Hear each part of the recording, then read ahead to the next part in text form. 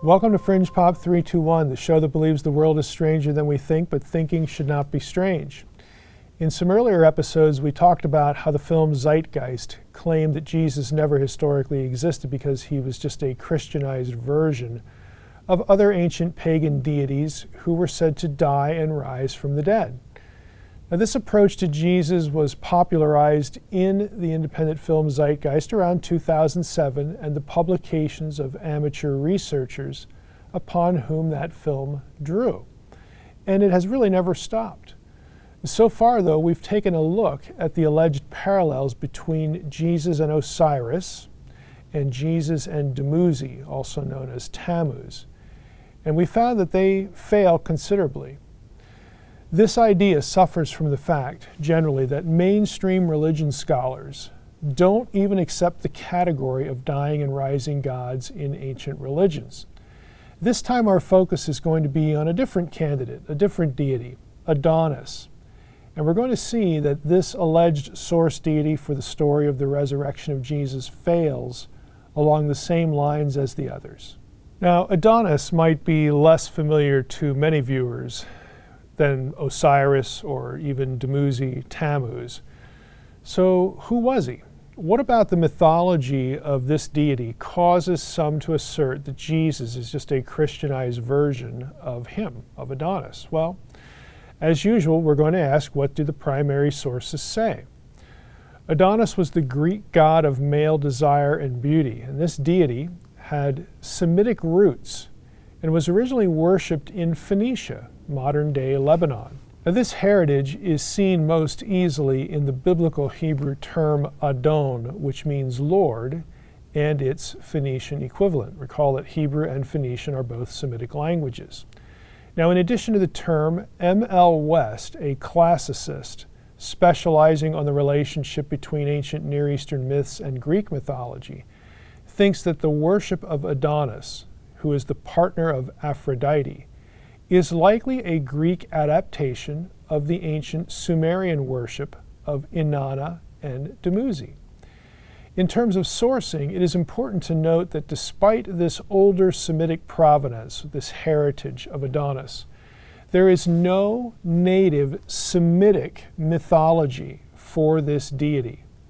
What is known about Adonis depends on later Greek, Roman, and even Christian interpretations and speculations.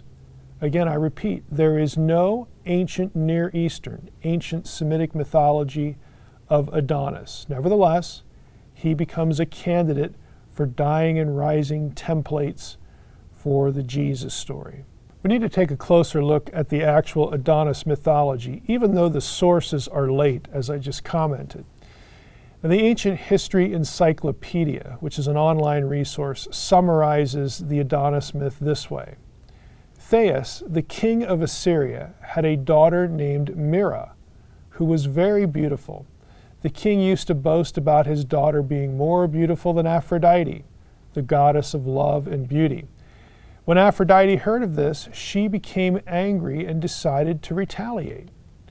She used her son Eros, the god of desire and attraction, to make Mira fall in love with her father, and even deceived him into committing incest.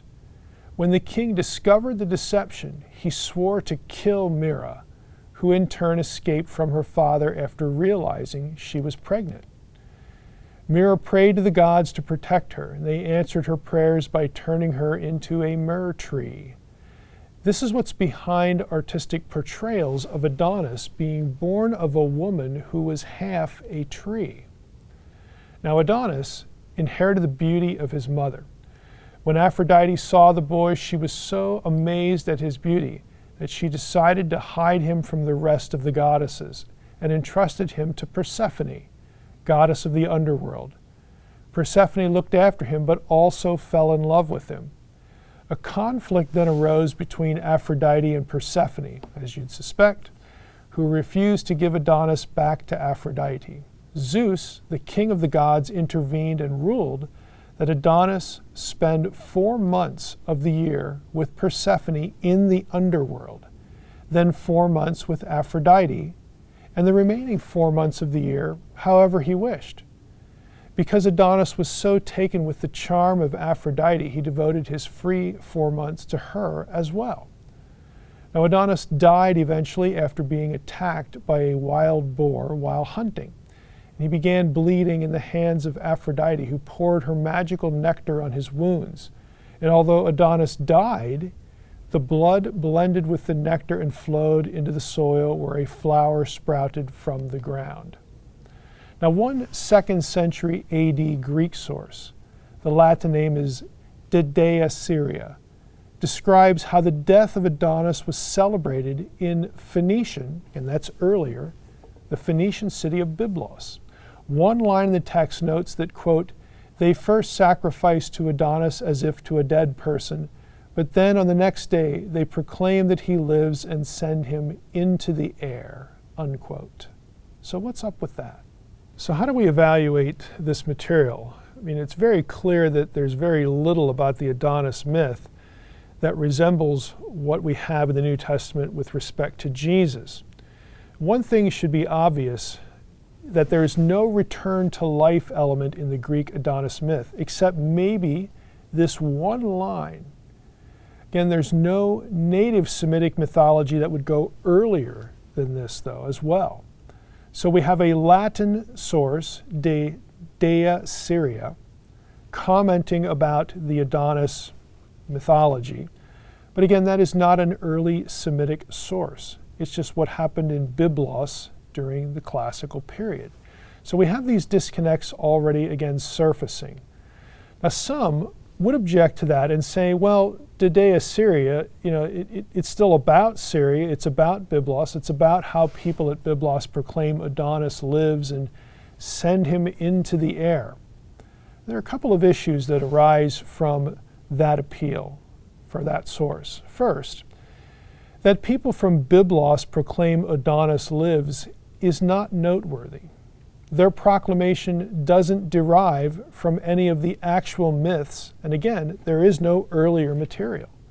So we don't really know what the Phoenicians actually believed in ancient times.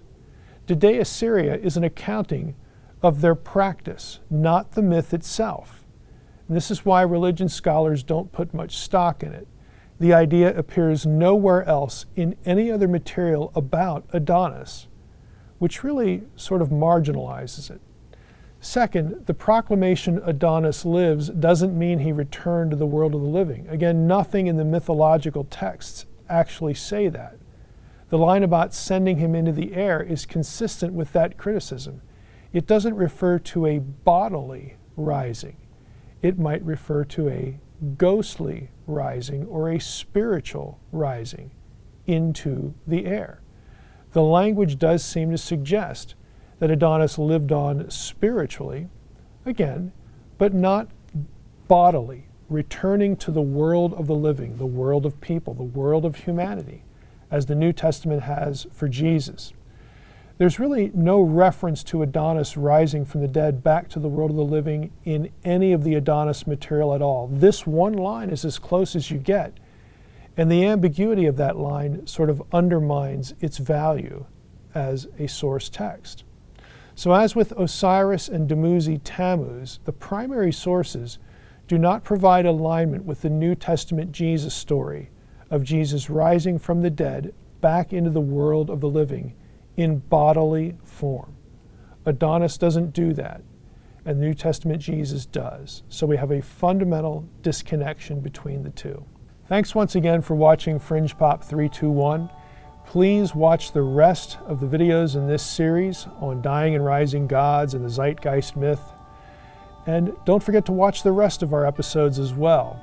And please visit our website for more source material and more detail. That's fp321.com, because what you know may not be so.